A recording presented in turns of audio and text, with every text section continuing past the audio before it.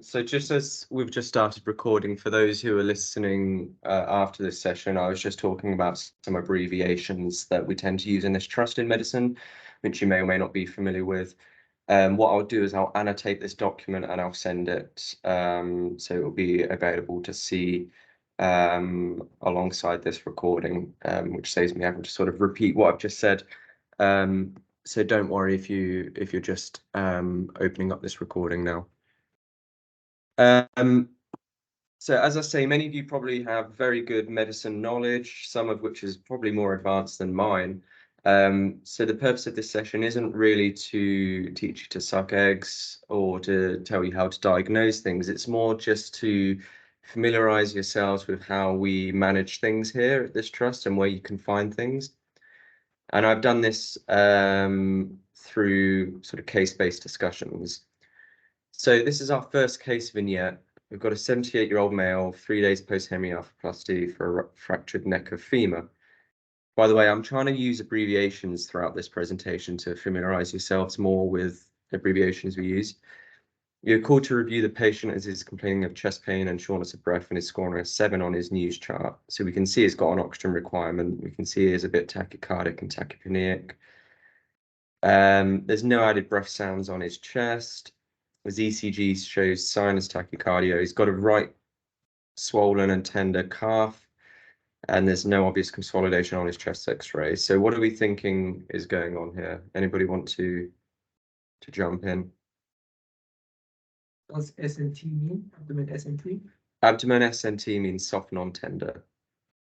And GCS 15 is our Glasgow coma scale. And HS 1 + 2 + 0 is heart sounds 1 + 2 + 0. So I'm sure you're probably all thinking pulmonary embolism is high up on your differentials. And the way that we'd manage this at this trust, I'm sure, is the same as you would in most other trusts. We get a green cannula in for contrast, okay? So they ask for a green cannula, or there are certain pink cannulas which are CT compatible. And the reason for that is because they put the contrast in through quite high pressure and they have to get good filling of the pulmonary arteries. So they'll often ask for a green cannula. They like a Wells score calculation for when you fill out the CT pulmonary angiogram request. We also do ultrasound Dopplers of the lower limbs if we're suspecting DVT. TX dose delta para means treatment dose. So if we're suspecting PE, then we're obviously going to give treatment dose anticoagulation. And then if they're, quite acutely unwell, or if there's any evidence of heart strain, then we'll do an echo and obviously escalate if there's any hemodynamic instability. So how do we go about managing this? Well, you're going to want to request a CTPA. You're going to want to prescribe treatment dose dalteparin. Those are probably going to be things quite high up on your list. So the system we use here at this trust is ICE for prescribing, not for prescribing, for requesting bloods, images, and I will show you how to use ICE in a moment. So you can hopefully still see my screen. If you go onto BHT web apps and you scroll down to the bottom, you'll see, hopefully, order comms. You click that and then that will open up ICE and you log in. Okay, like so. I can't show you how I'd request a CTPA because I'd need to do that on a patient, and as this is being recorded, I probably shouldn't do that. But what I have done is I've taken a screenshot of what it would look like when you get to that. So you go on the left here, you can see once you've typed in a patient, you'll have these options for reporting where you can view results and requesting where you can request things. You type in new request, there's a search bar, you can type in CT pulmonary angiogram, and you'll come up with a box like this, and you'll just need to put in your global clinical details, which is your reason for requesting, the on-call consultant on that ward, and also the priority, whether or not it's urgent, which it probably would be in this circumstance.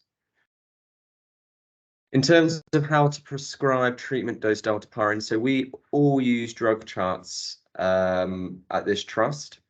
And in every drug chart, there is an anticoagulation page. And very helpfully at the top, there is the dosing for either prophylactic dalteparin or for treatment dose.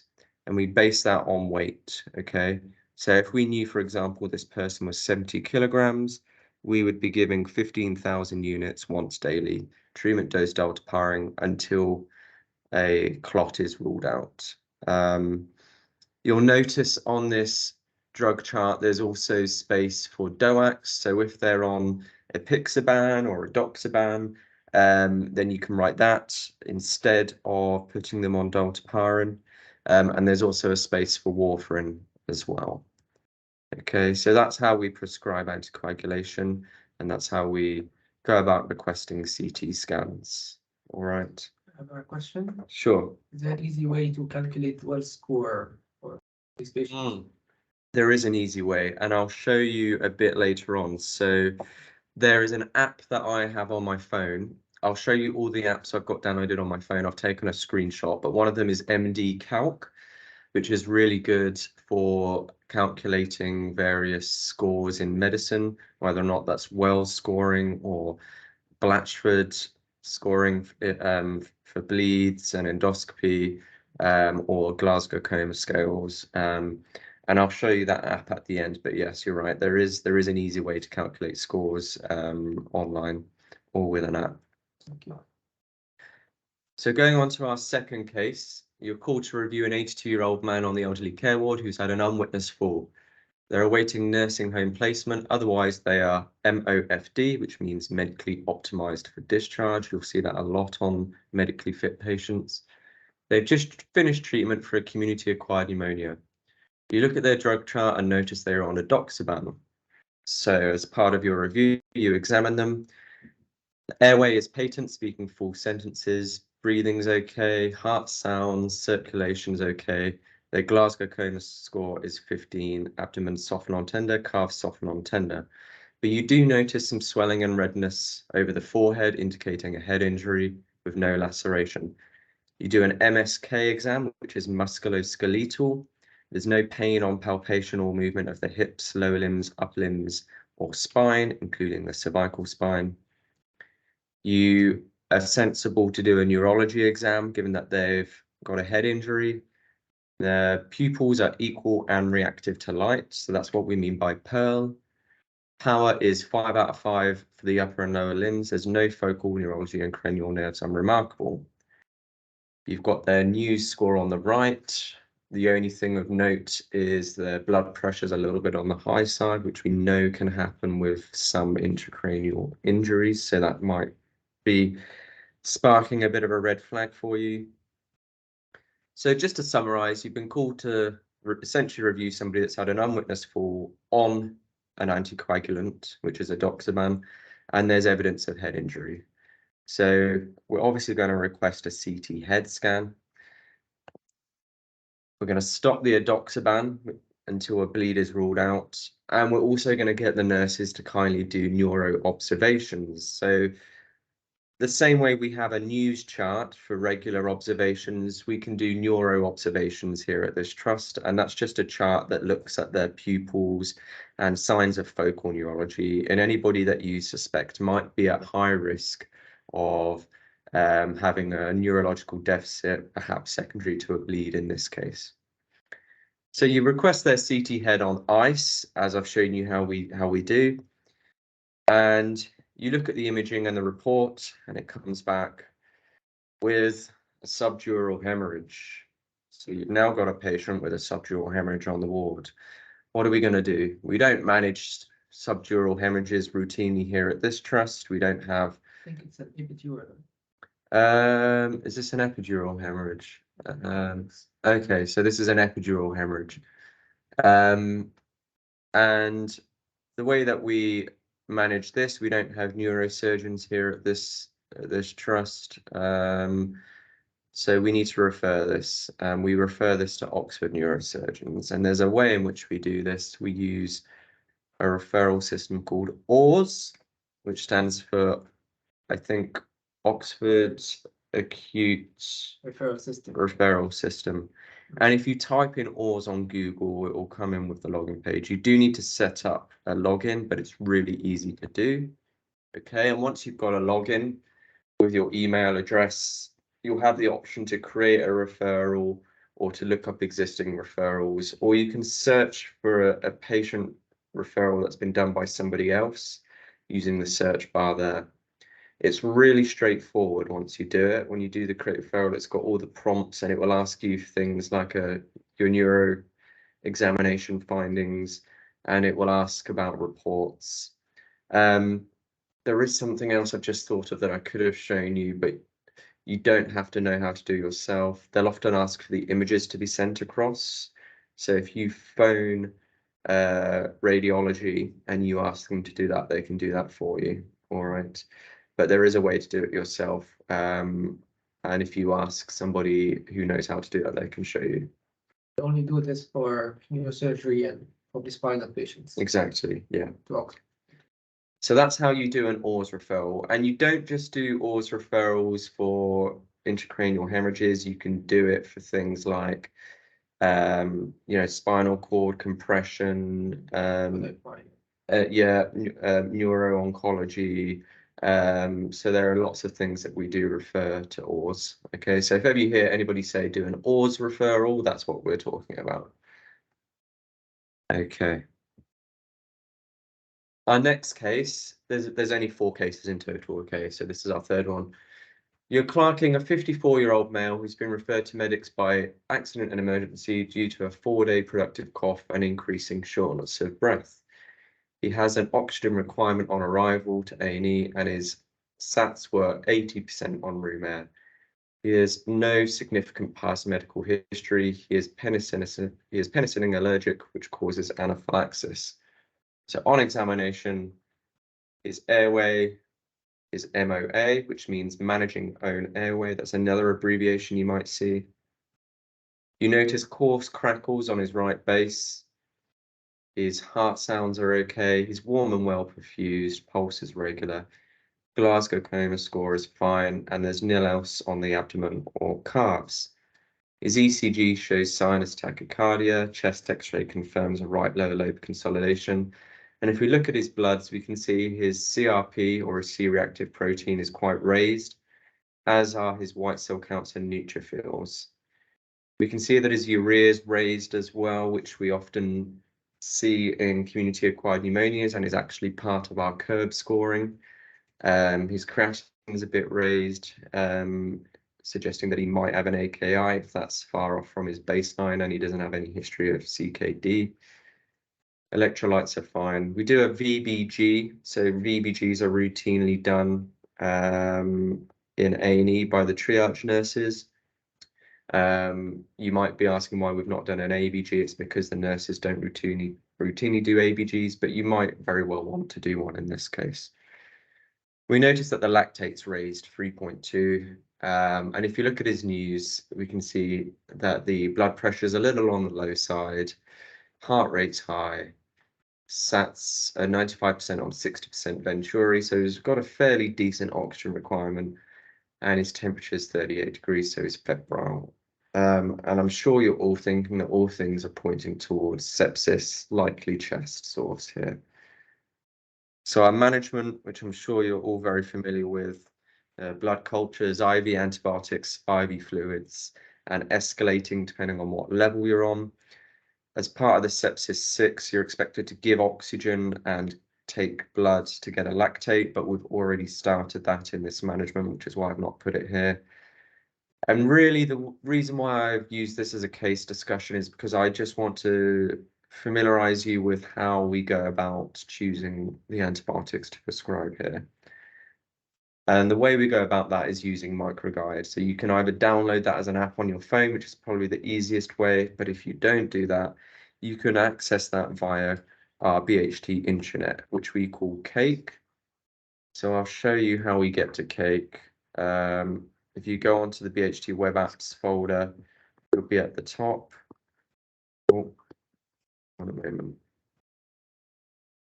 For some reason, you can't see what I No, can. that's fine. They can see it here. Check Teams. Um, This is one. how do I do that? Sorry. Can you guys see the folder now?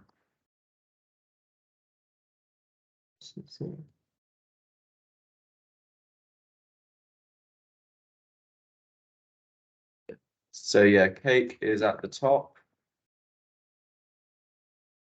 This is cake. You click on that. Okay, then keep engaging. And what you want here is the document library, okay? And you go on to clinical guidelines. And you've got all these different categories, okay? So you're thinking, right, this person's got chest sepsis, I want to know, and they're penicillin allergic, I want to know what the local guidelines for antibiotics are. So you click on antimicrobial, you go on adult antimicrobial treatment guidelines. And we're thinking chest, so we go on to respiratory, community-acquired pneumonia. Let's assume that they're high severity curve scoring. And it tells you that first line for people who are not penicillin allergic is benpen and These are clary, benzyl, penicillin, and clarithromycin. But we know this person's penicillin allergic, so we're going to scroll down further. And you can see that you're told to prescribe vancomycin IV and clarithromycin, either oral or IV. Vancomycin we do monitor levels of, so there's a separate guideline which you may want to read as well. Other antibiotics that we monitor include gentamicin and ticaplanin. And you can actually see here that there's a folder for gentamicin, vancomycin, and ticaplanin for how we monitor levels of those. It's because it's nephrotoxic. Yeah.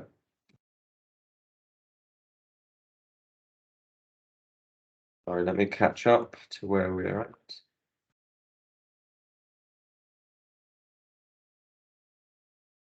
So yeah, that's essentially just as I've shown you.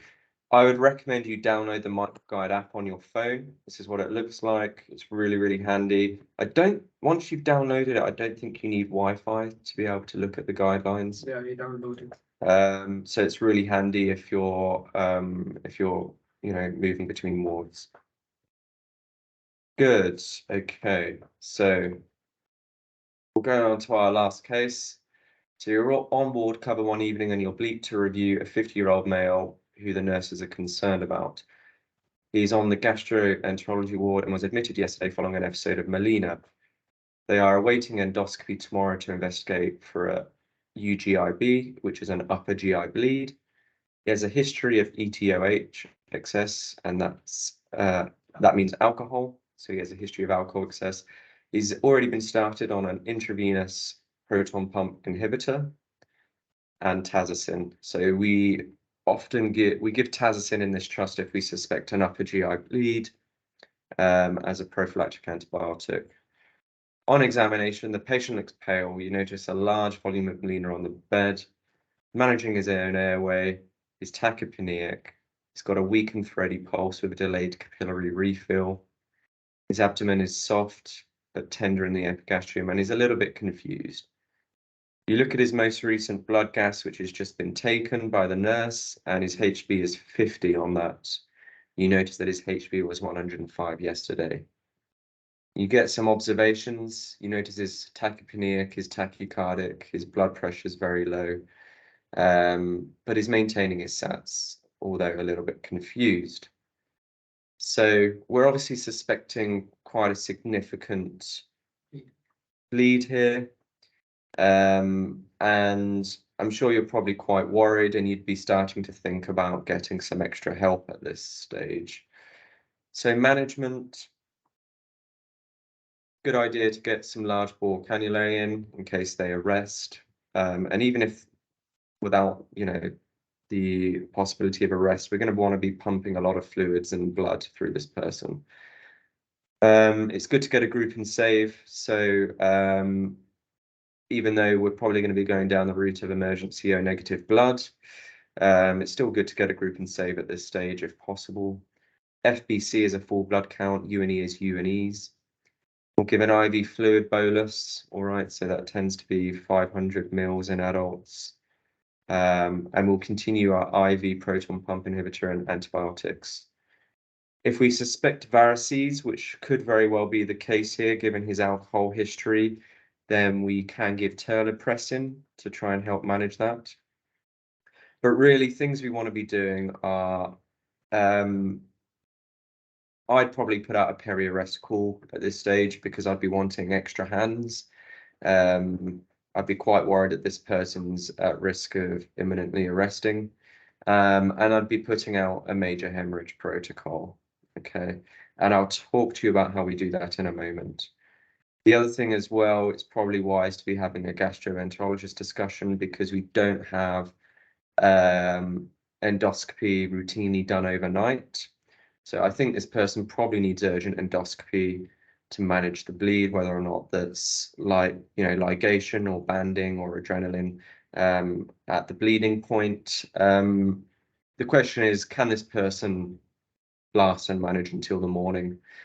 It's probably unlikely that you're going to want to comfortably sit on this patient overnight.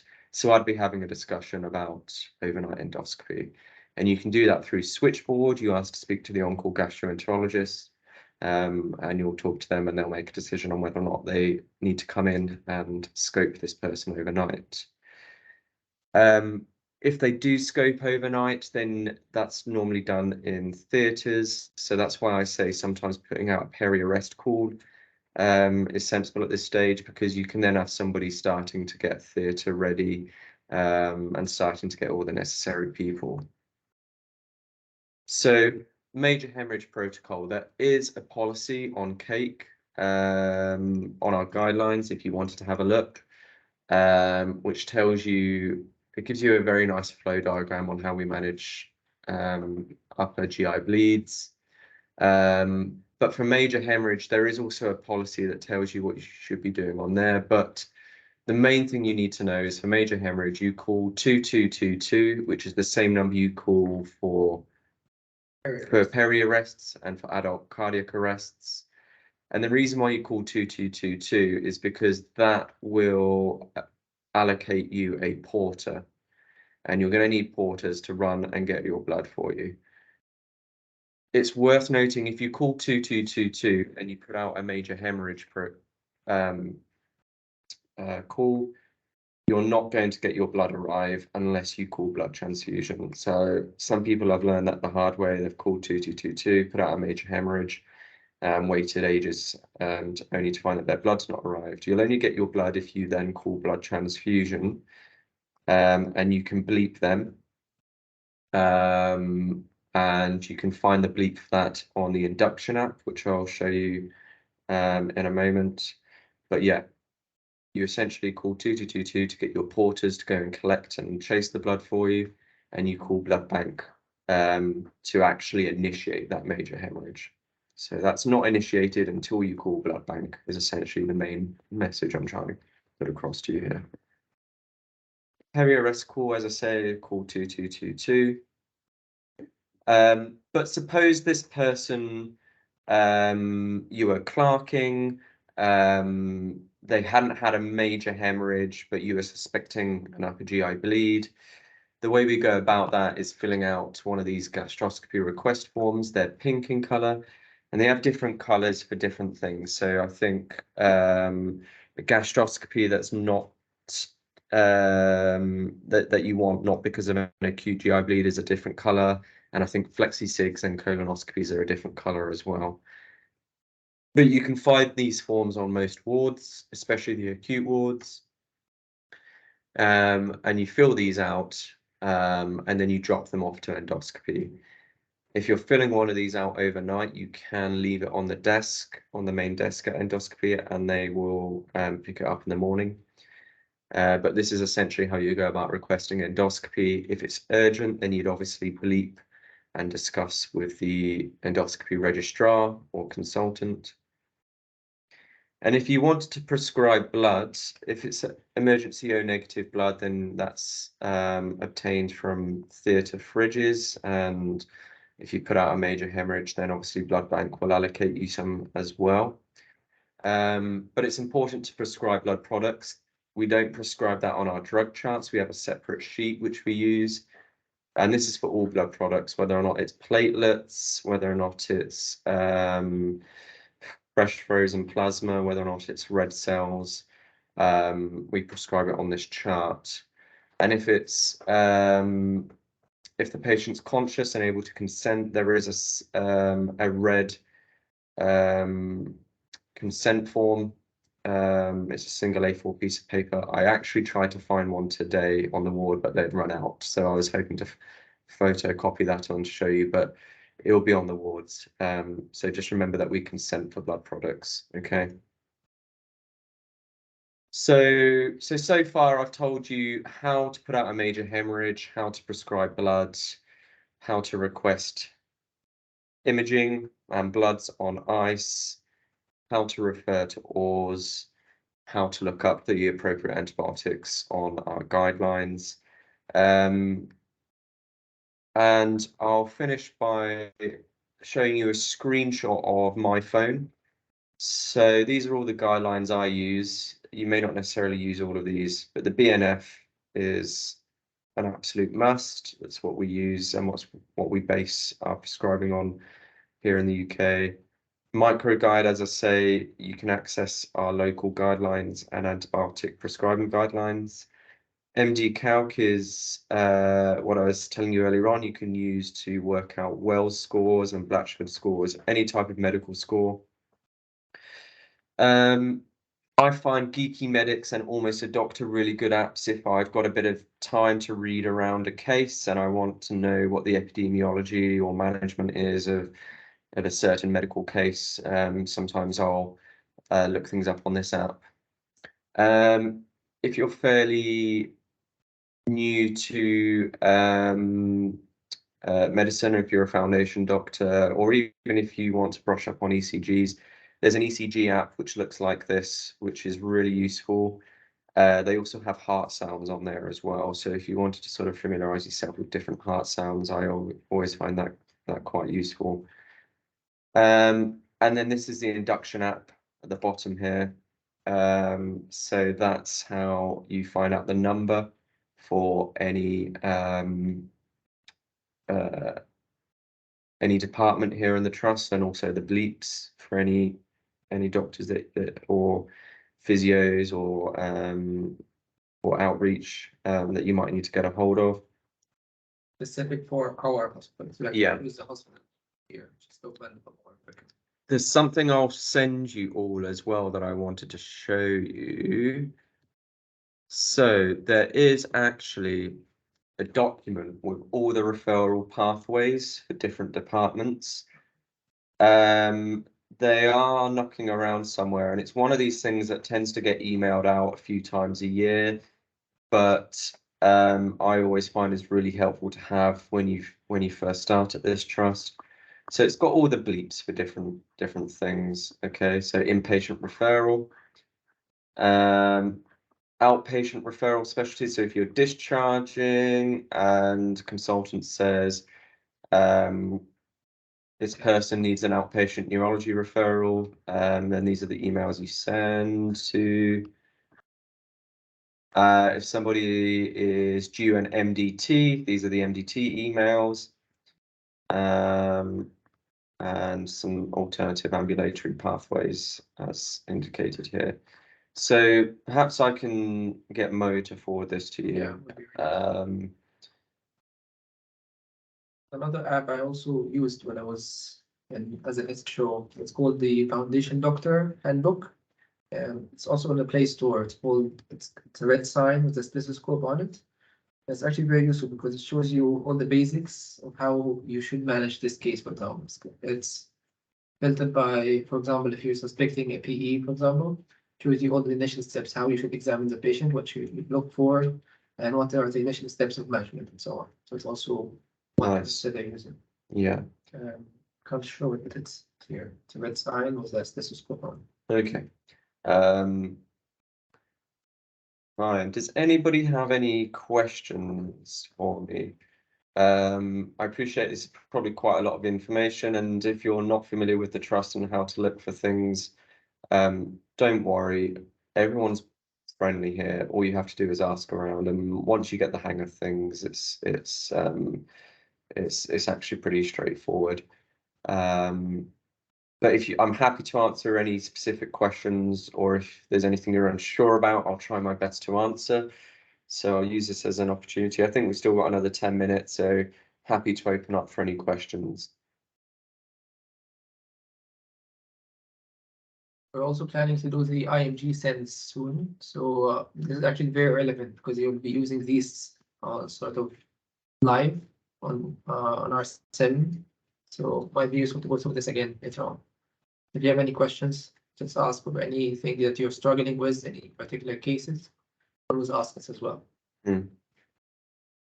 So I hope that by the end of this, you'd be able to locate antibiotic guidelines and to know how to request urgent scans and how to put out a crash call and a major hemorrhage protocol, and how to submit an ORS referral. As with most things, once you've done it once, the rest of the times are pretty easy and straightforward. But I'm sure you'll all be fantastic. I know some of you have already got a little bit of experience, and I hope that this